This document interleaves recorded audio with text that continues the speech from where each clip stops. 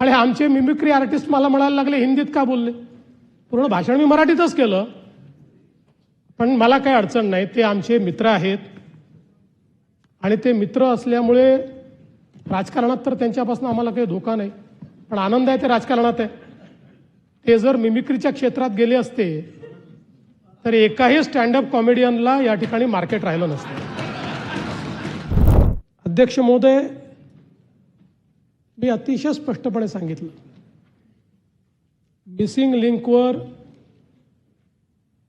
जो काही त्या ठिकाणचा पूल आहे, केबल स्टेट ब्रिज आहे, त्या ठिकाणी जगातले सगळ्यात मोठे टनेल्स आहेत, याला एकही क्रॅक गेलेली नसताना, त्याचं काही नुकसान झालेलं नसताना 7,000 रुपये पाण्यात गेले, 7,000 कोटी पाण्यात गेले, 7,000 कोटी पाण्यात गेले. हा माझा अपमान आहे? महाराष्ट्राचाच अपमान आहे. खोट्या बातम्या पेरणं, अफवा पसरवणं हा महाराष्ट्राचा अपमान आहे. पण मी बोलता बोलता त्या ठिकाणी हिंदीमध्ये बोललो, भाडे के टट्टू. काही लोकांना त्याचे दुःख झालं आणि ते म्हणाले मुख्यमंत्र्यांनी सुसंस्कृत बोलायला पाहिजे होतं.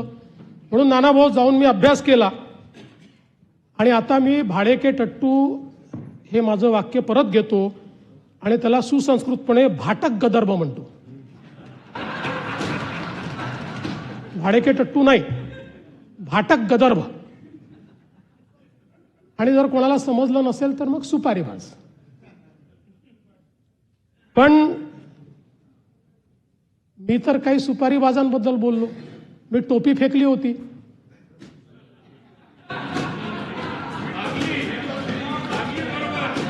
अनेकांना का लागली मला समजलंच नाही. अनेक लोकांना ती लागली. बरं ते जाऊ द्या. आता मी एक वाक्य हिंदीमध्ये बोललो. आता आशिषजी ते ज्यांना समजायला पाहिजे म्हणून बोललो, त्यांच्याऐवजी दुसऱ्यालाच मिरची लागली. आणि आमचे मिमिक्री आर्टिस्ट मला म्हणायला लागले हिंदीत का बोलले.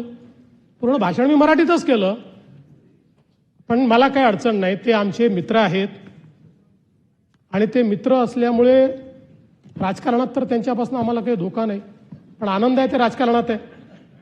ते जर मिमिक्रीच्या क्षेत्रात गेले असते तर एकाही स्टँडअप कॉमेडियनला या ठिकाणी मार्केट राहिलं नसतं.